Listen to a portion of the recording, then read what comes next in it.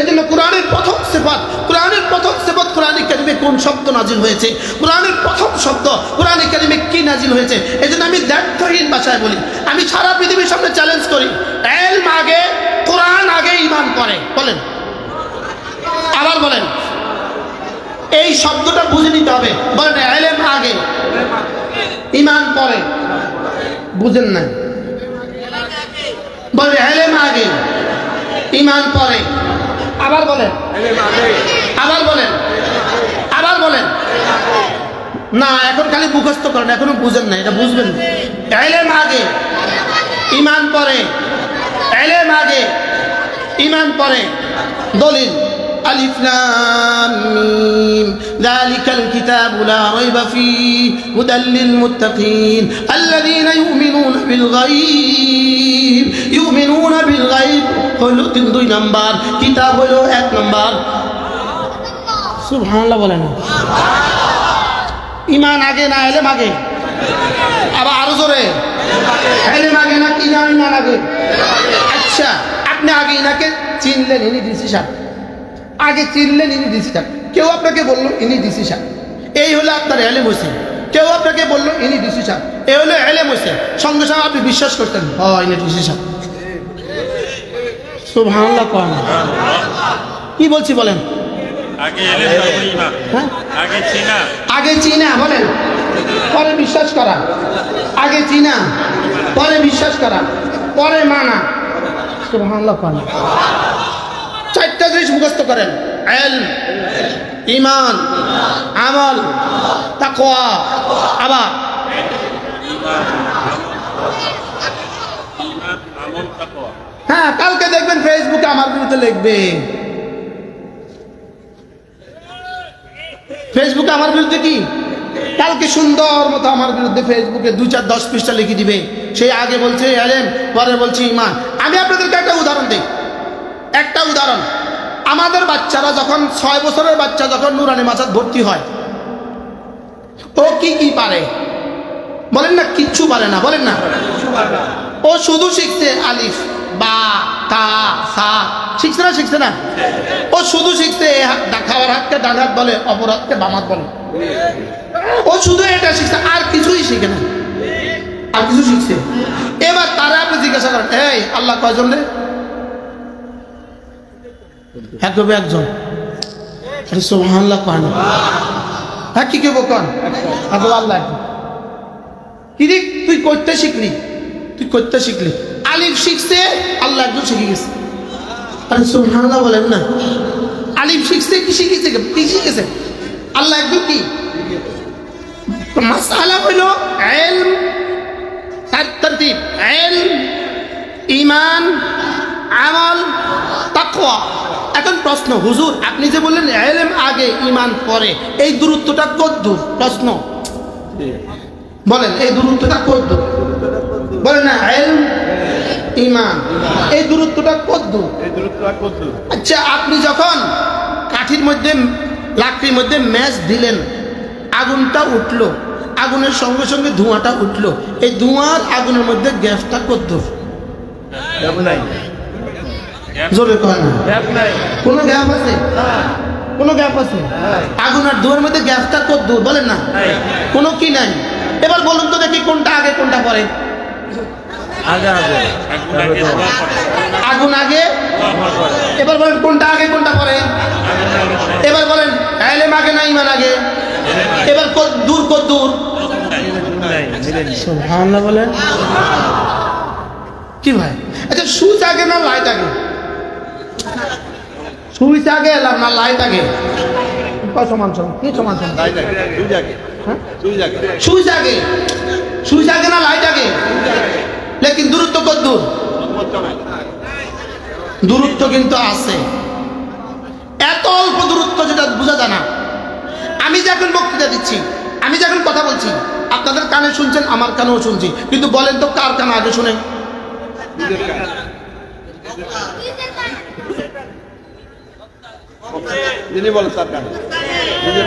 আমারটা আমার কানে আগে শুনছি না আপনার কানে আগে শুনছি?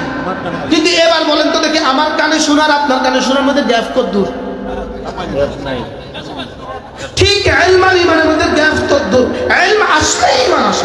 সুবহানাল্লাহ বলেন। কি বলছি বলেন, বলেন কি বলছি?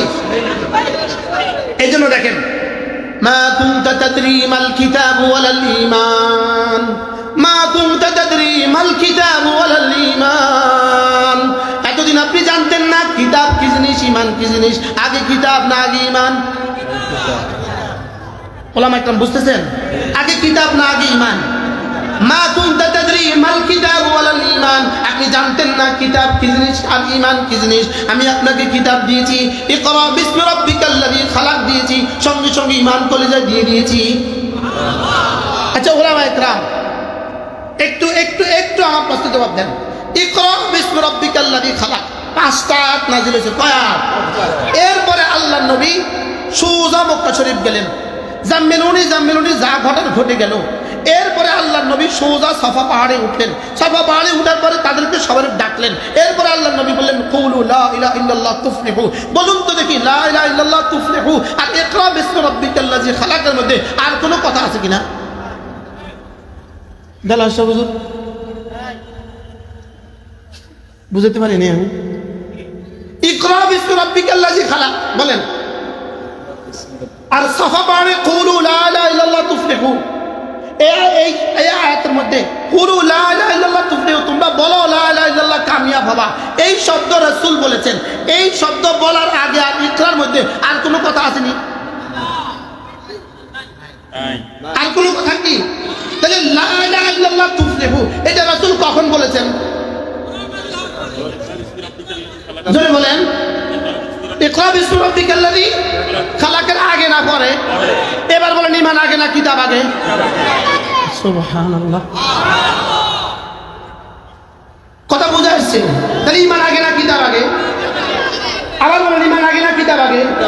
এই জন্য গুমরাহ হয়ে গেছে তারা, কিতাব থেকে দূরে তারাই গুমরাহ হয়েছে। গুমরাহ হয়েছে তারা যারা কিতাব পড়তে পারে না, তারা গুমরাহ হয়েছে। যারা কিতাব বুঝে না তারা গুমরাহ হয়েছে। যারা কিতাবের হাকিকত জানে না তারা গুমরাহ হয়েছে। যারা উলামা ইকরামের সাথে সম্পর্ক নাই তারাই গুমরাহ।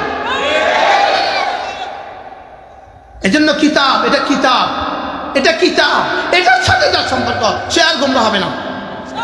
বলে সে আর কি হবে না? এজন্য ইহবিতু মিনহা জামিআ ফাইম্মা ইয়াতিয়ান্নাকুম মিন্নী হুদান ফামান তাবিআ হুদায়া ফালা ইয়াযিল্লু ওয়ালা ইয়াশকা। আল্লাহ তাআলা আদম আর হাওয়াকে কি বললেন? যাও তোমরা জান্নাত থেকে নেমে যাও, জান্নাত থেকে নেমে যাও। তোমাদের কাছে আমার কাছে একটা হুদান যাবে, একটা চিরকুট যাবে, একটা কিতাব যাবে। ওই কিতাবটা যে পড়বা, ওই কিতাবটা যে বুঝবা, সে আর ফালা ইয়াযিল্লু, সে আর গুমরাহ হবে না। সে আর কি হবে না? আমার মনে হয় 1988 সাল অথবা 89 সাল হযরত মাওলানা হাবিবুল্লাহ মিসবাহ রাহমাতুল্লাহ লক্ষ্মীপুর মাহফিল ছিল। হুজুরের দুপুর বেলা জোহর নামাজ পড়তেন টুমচর মাদ্রাসা, আমরা আলিয়া মাদ্রাসায় পড়তাম। টুমচর মাদ্রাসায় হুজুরের জোহর নামাজ পড়তেন। জোহর নামাজ পড়ে হুজুরে ওখানে বসে ওখানে একটা বয়ান করতেন। এই বয়ানটা ছিল এই আয়াতে কারিমা, ফামান তাবিআ হুদায়া ফালা ইয়াযিল্লু ওয়ালা ইয়াশকা। রব্বুল আলামিন বলেন, কোরআন যে পড়বে, কোরআন যে বুঝবে, কোরআন যে মানবে, সে জীবনে কখনো গুমরাহ হবে না। সে জীবনে কখনো কি হবে না? বলেন, গুমরাহ হবে না। এই জন্য আপনি কোরআনে কারীম নিজেও পড়বেন না। প্রশ্ন, কোরআন পড়বে কে কে? প্রশ্ন, কোরআন পড়বে কে কে? বলেন, আবার বলেন, সবাই বলেন, কোরআন পড়বে কে কে? বলেন, আবার বলেন, বলেন কোরআন পড়বে কে কে? আমি, তুমি, সে। এই কোরআন পড়বে কে? আবার বলেন, এবার কে কে বাদ গেছে?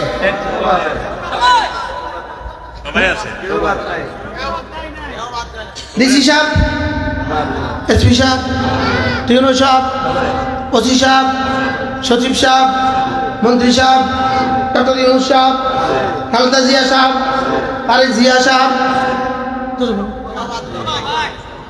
এই কোরআন পড়বে কে কে? কারণ পার্সন হলো মোট 3টা, আমি, তুমি, সে। পার্সন হলো মোট কয়টা? বলেন, first person, second person, third person. আমি, তুমি, সে।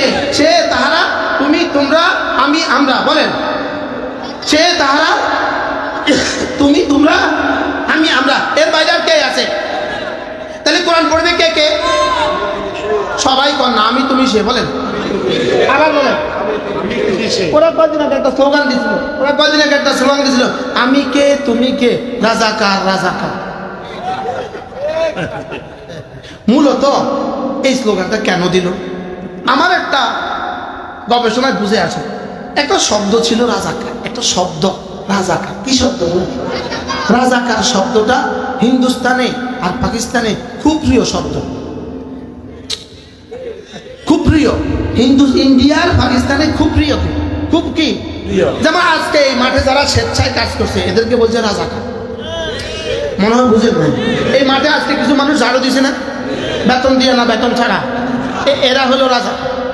কিছু মানুষ এখানে ফুলগুলো বিছাইছে না, এরা হলো কি বলেন? যারা স্বেচ্ছায় প্রণোদিত ভাবে কোনো কাজ করে এদেরকে কি বলে বলেন? তাহলে এই একটা শব্দ ছিল হিন্দুস্তানে খুব, ভারতে খুব প্রিয় শব্দ। এটা উর্দু ভাষায় খুব কি প্রিয় শব্দ, হিন্দি ভাষায় এটা খুব প্রিয় শব্দ। যেই কোনো কিছু কি স্বেচ্ছায় করে এটাকে কি বলে বলেন? রাজাকার বলে। এখন এই শব্দটাকে বাংলাদেশে গত ৪৫ বছরে কি পরিমাণ পৌঁছাইছে? গত 18 বছরে, এই 16 বছরে এই শব্দটাকে কি পরিমাণ পৌঁছাইছে বলেন না? আর পৌঁছাইছে না পৌঁছাইছে না বলেন? আমারে কতবার যে আমার জন্ম সনদ কত উঠেছে, আমার জেলখানা যাওয়ার পরে একবার ডিজিটাল সনদপত্র কিনে না, কতবার আমার জন্ম সনদপত্র উঠেছে শুধু এটা প্রমাণ করার জন্য কোন বছর জন্ম দেখো, ৭১-এর আগে কিনা। আরে বুঝেন নাই কথা? শুধু ৭১-এর আগে কিনা, তাহলে শব্দ লাগায় দাও। পরে দেখে যে না ৭১-এর আগে নয়, ৭১-এর পরে। ৭১-এর কি আমার জন্ম হলে ১৩৭৪, ৭৪ হলো আমার জন্ম। যদি কোনো রকমে ৭১-এর আগে লাগা দিতে পারতো তাহলে তো সাত ছিল। তাহলে এই এক শব্দ দ্বারা এই পরিমাণ পৌঁছাইছে। রব্বে কারীম ওই পৌঁছানো শব্দটাকে তাদের মুখ থেকে বাইর করা দিয়েছে। সুবহানাল্লাহ বলেন না? এখন তারা স্লোগান দেয় তুমি কে আমি কে, রাজাকার রাজাকার। আমি কে, এই শব্দটা তোমরা ঠিক বলো নাই, এই শব্দটা তোমরা ঠিক বলো নাই। মূলত আমি একটা স্লোগান আপনাদেরকে দেই, দেখি তার নিম করি। তুমি কে আমি কে বলেন? তুমি কে আমি কে? ইমানওয়ালা কোরআনওয়ালা। কে বলেছে? কে বলেছে? বানানেওয়ালা বানানেওয়ালা। তাহলে তুমি কে আমি কে বলেন? কোরআনওয়ালা ইমানওয়ালা। কথা আমার দূর চলে গেছে। কিতাব আগে, কিতাব আগে ইমান পরে, বাকি কিতাব কত আগে ইমান কত পরে। কিতাব যখনই আসবে তখনই ইমান ঢুকবে, ইলম যখনই আসবে তখনই কি ঢুকবে? ইমান ঢুকবে। ইনি জানছেন, ইনি ডিসি সাহেব, জানার সঙ্গে সঙ্গে সম্মান চলে আসে। ইনি জানছেন, ইনি এসপি সাহেব, জানার সঙ্গে সঙ্গে সম্মান চলে আসে। ইনি জানছেন, ইনি রব্বে কারীম, সঙ্গে সঙ্গে ইমান চলে আসে। জানছেন ইনি বানানেওয়ালা, সঙ্গে সঙ্গে ইমান চলে আসে। জানছেন ইনি রহমান, ইনি রহিম, ইনি কাদের, ইনি কাদির, ইনি মুক্তাদের, ইনি জব্বার, সঙ্গে সঙ্গে ইমান চলে আসে। তাইলে বোঝা গেছে আল্লাহ তাআলার সিফাত জানা, আল্লাহ তাআলার সিফাত জানার পরে ইমান আসে। এবার জানবে কি দিয়া? জানবে কিতাব দিয়া। সুবহানাল্লাহ বলেন। এবার জানবে কি দিয়া বলেন? জানবে কিতাব দিয়া, জানবে কোরআন দিয়া। এজন্য সবাই বলেন কোরআন আমার, বলেন কোরআন তার, কোরআন তোমার। তাহলে কোরআন পড়বে কে কে? আমি, তুমি, সে। বলেন কে কে? আবার বলেন কে কে পড়বো বলেন? আজকের এই পুরো মাঠ, এই হাজারো জনতা সিদ্ধান্ত নিতে হবে আমি কোরআন শরীফ পড়বই পড়বো। বলেন ইনশাআল্লাহ, বলেন ইনশাআল্লাহ। আমি আমার সন্তানদেরকে কোরআন শরীফ পড়াবোই পড়াবো।